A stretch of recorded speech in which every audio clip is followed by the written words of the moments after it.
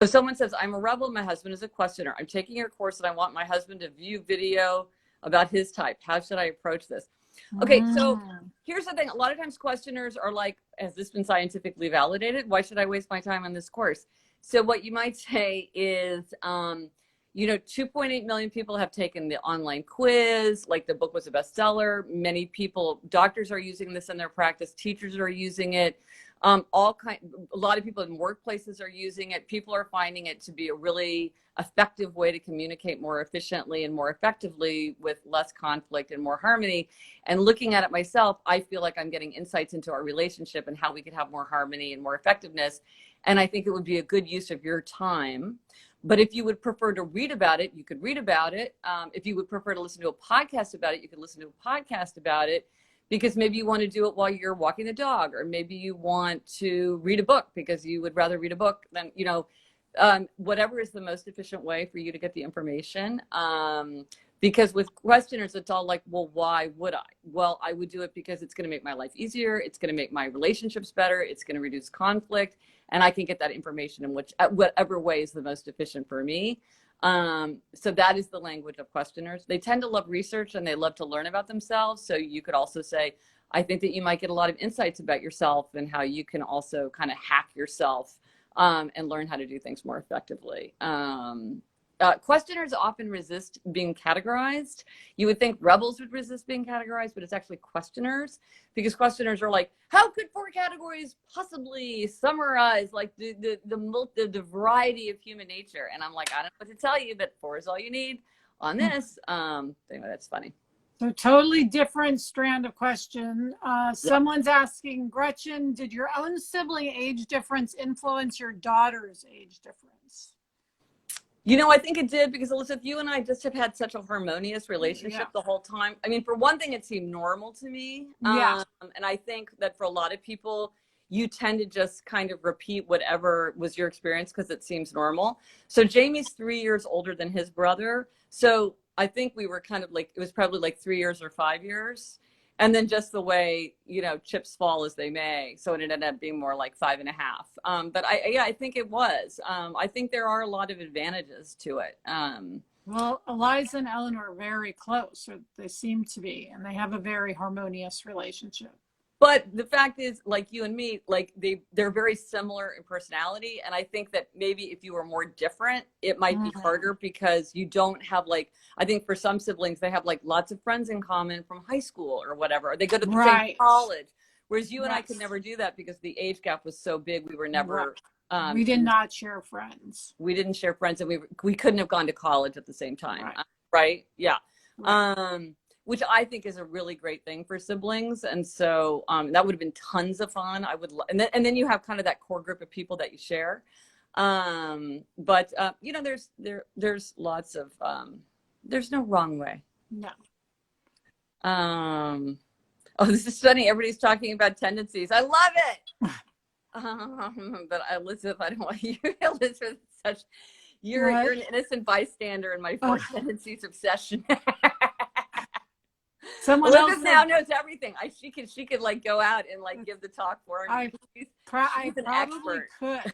Yes. No, you're an expert. You're an expert. Someone said I didn't share friends with any of my siblings. Well, see, again, I think it all depends. I mean, it depends on your personalities. It depends on your situation. Did you even go to the same school?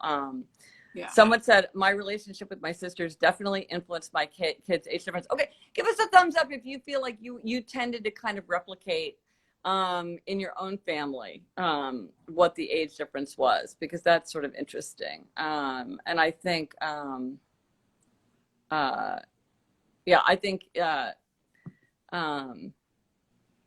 I'm just getting distracted by all these interesting questions. Well, what annoys you the most about being an upholder? Truthfully, that other people can't deal with it. There is a rigidity to being an upholder, which we don't feel like it's rigid. Like, we feel like this is just us being the way that we want to be, but others perceive it as rigid. And so that's annoying. But what's annoying about myself is probably the same thing, which is probably that it is like, I do get deeply uneasy when like things don't unfold as planned. And can be really hard. Like, even insignificant things, when times change slightly, or plans have to change, or like I can't follow through. Well, when everything shut down for the quarantine, like the idea that I had these plans in place that I couldn't fulfill. I mean, quickly that went away because it just got so big that you were like, it just kind of wiped everything away. Yeah. But there was a couple days, like when I gave up, I decided to stop going to the Met every day before the Met officially closed. And that was very, very painful for me because it was like, if the Met is open and technically I can go, am I breaking my vow to myself by not going? And I really wrestled with that. So then it was kind of a relief to me when they officially closed, because then I was like, okay, this isn't my decision anymore. Yeah.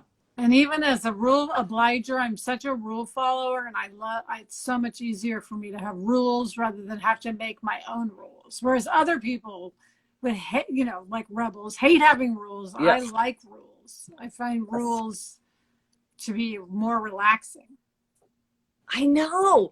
Well, and I realized that one of my favorite things to do is like if I go to a place, I always read the rules. Like if I'm going to a swimming pool that I've never been to before, like an office kitchen, it's like I can't walk through that office and not read the sign where it's like, well, what are the rules about loading the dishwasher in this kitchen? It's like I'm mesmerized by that. And I'm the one who's always pointing it out. Like I'm the one who'll be like, well, technically we're only supposed to take one towel each, but so this is 4 towels and there's only 3 of us, And I wait for someone to come running out like, that's 4 towels. Did you not read the rules? No, this is why you and I travel together well, Elizabeth, when we're traveling for our tour, because it's like, we're supposed to get to the airport 90 minutes in advance. And it's like, we are going to do that. And it's like, okay, well, you're supposed to, don't get up until you're supposed to get in line. It's like, okay, well, we're here to do it. So we have no tension about that. That's good.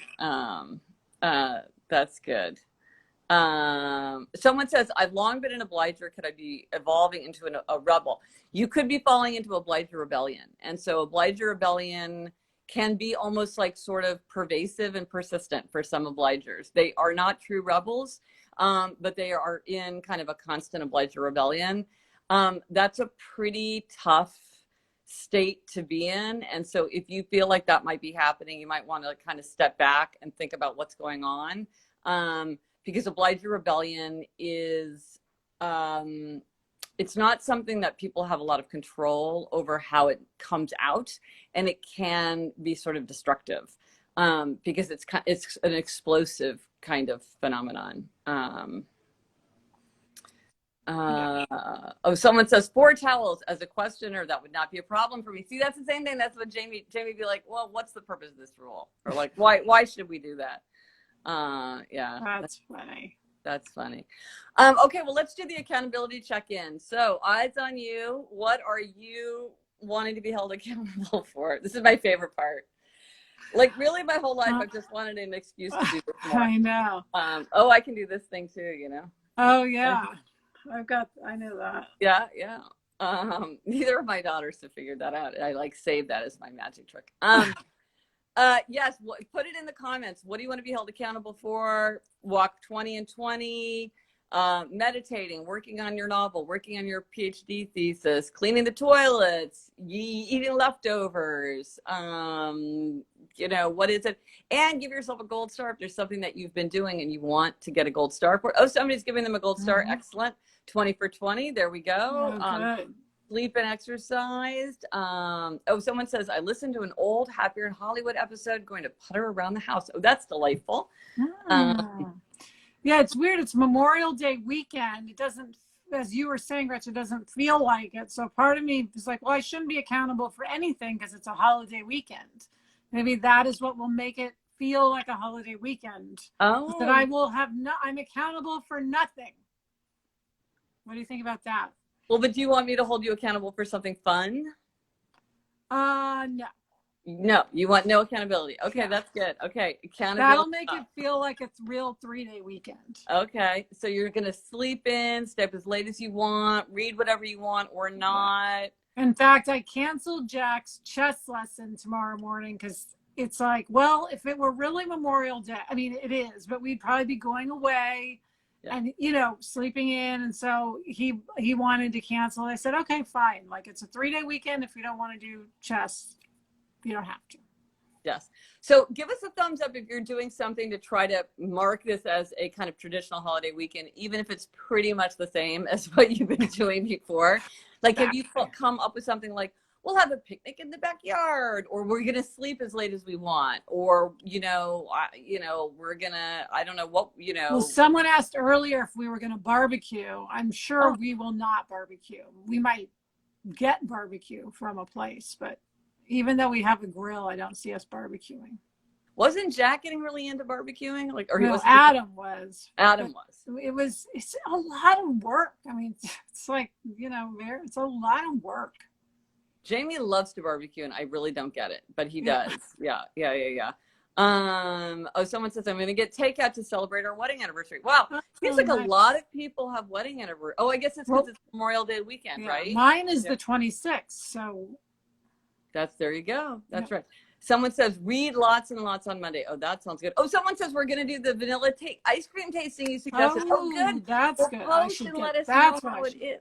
Yeah, that's really fun. Barbecue tonight. Oh, looks like a lot of, drive-in movie. That sounds fun. Gosh, I haven't been to a drive-in movie since I think I was in second grade. Drive-ins are gaining, for obvious reasons, a lot of popularity. So that's a fun thing. That would be a fun thing to do. Oh, fire pit night. Okay, Elizabeth, you got a fire pit. Yes, we'll be doing fire pit, I'm sure. Oh, give us a thumb. Tell us if you're going to read. What are you going to read? If you're reading, what are you reading this weekend? Because a lot of people say that they're going to be reading.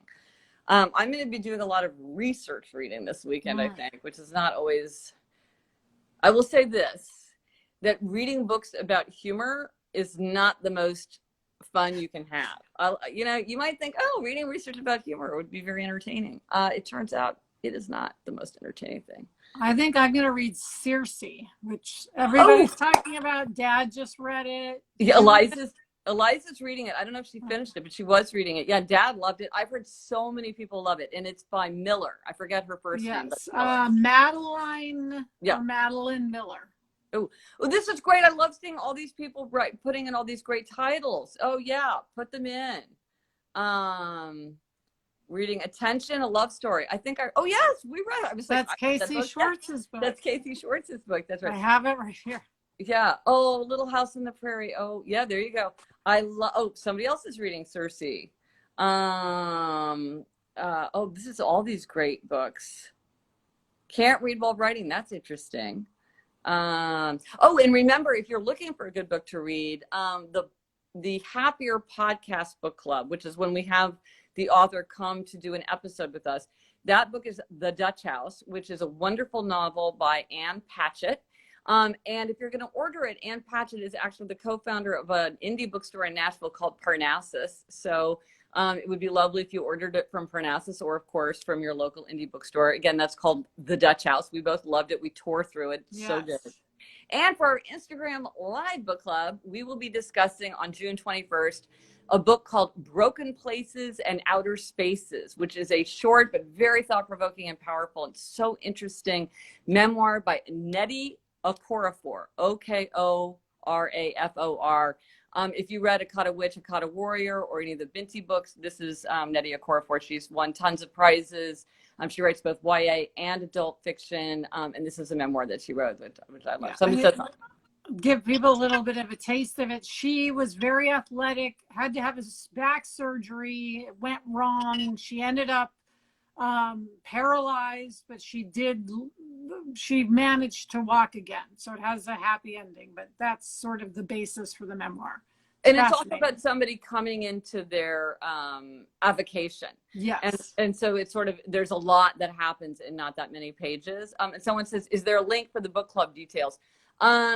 I can try to put a link in the comments, but you can also if you just go to my blog, GretchenRubin.com, and search Dutch House or book club or whatever. I have a whole post there that has links, and it has like a description of the book and a lot of information about Ann Patchett. I also really love Truth and Beauty, which is her memoir. Oh, somebody's reading The Secret History, finally.